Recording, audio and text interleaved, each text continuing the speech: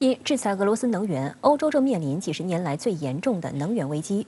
就在此时，北溪1号的一个涡轮机坏了，送到加拿大去修理，但被加方扣留，这急坏了德国。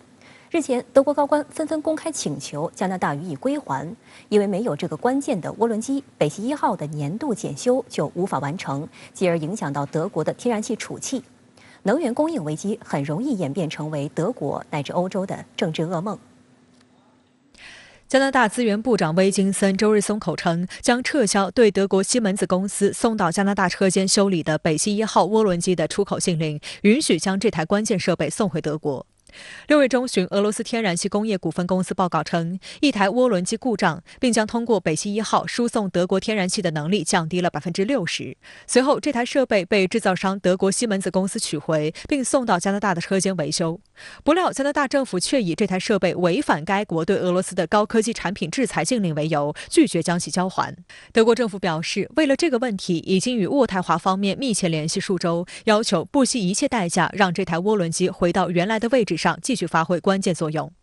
法新社分析称，向俄罗斯企业移交这台涡轮机明显是违反欧盟对俄制裁的，但德国不顾对俄制裁，执意要夺回涡轮机，是出于即将到来的严冬断气危机的恐惧。冬天快要来临了，差不多9月份啊，因为我们现在已经是7月中了。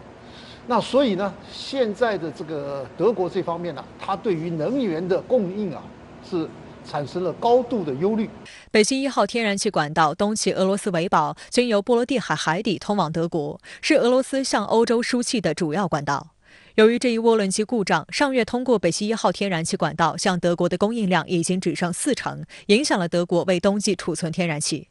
德国副总理、经济部长哈贝克说：“我们需要北溪1号填满我们的天然气存储。德国的储存容量充足，不仅对本国市场很重要，对欧洲市场和欧洲的供应安全也很重要。”供应紧张已经影响了天然气市场，欧洲基准期货价格在过去1个月又上涨了1倍，周四创下了9个多月来最大的单日涨幅。值得一提的是，北溪1号的其他涡轮机仍在俄罗斯，但俄系表示，并非所有涡轮机都可以运作。俄系还援引该国国家安全监管机构的命令，要求停止使用应该进行定期维护的设备。北溪1号年度维护定于下周1开始，届时管道输气将暂停。德国的目标原是在11月1号前将储量提高到90%，然而截至上周3，储量水平仅为62.6%。德国副总理、经济部长哈贝克担心，这种情况有可能给德国的能源体系带来不好的连锁效应。美国彭博社报道称，未来几个月德国将面临能源配给的问题，对企业和消费者造成打击，将这个欧洲最大的经济体拖入衰退。德国有官员发出警告称，俄罗斯可能会在北溪天然气管道2周维护期结束后将其长期关闭。报道还指出，哈贝克相信运营北溪管道的俄气有另一个备用的涡轮机可以使用，但是他认为，在按计划关闭管道之前归还设备，普京就没有了继续关闭天然气出口的借口。哈贝克说，如果想让他找不到借口，我呼吁加拿大政府不要拖太久，在维修期开始前做出决定。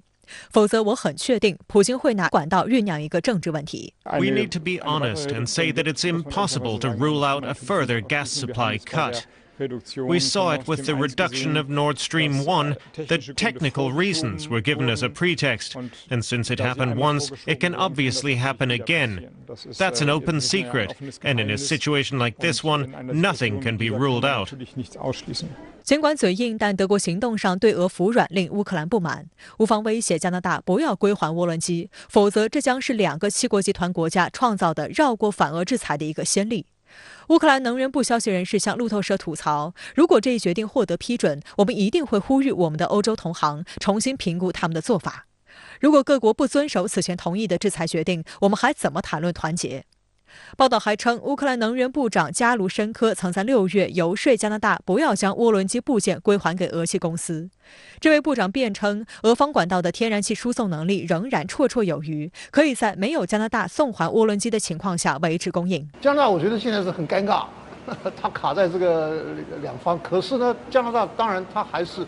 属于西方的国家。一番拉扯后，加拿大方面还是决定对该涡轮机放行，并称正在签发相关许可证。但强调会继续让普京政权付出沉重代价。俄罗斯方面则表示，如果天然气管道部件被归还，俄罗斯将增加对欧洲的天然气供应。另一方面，据乌克兰媒体报道，乌克兰总统泽连斯基召回了驻5个国家的大使，而且没有在官方文书中说明原因，也没有说明他们的去向。德国之声电台认为此举极不寻常。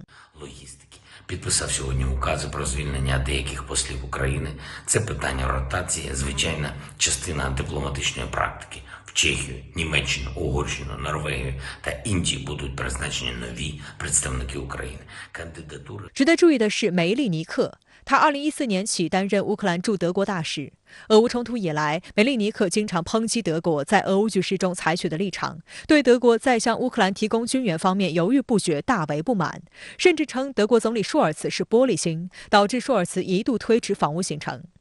梅利尼克尖锐的批评在德国备受争议，德国民众甚至在网站上发起了让梅利尼克回家的投票。多位德国政客也批评梅利尼克的言论经常粗鲁无礼，有失外交家风度。上周，梅利尼克又因民族主义者和反犹太主义的言论而受到广泛批评。乌克兰外交部当时不得不发表声明称，梅利尼克的个人言论不代表官方立场。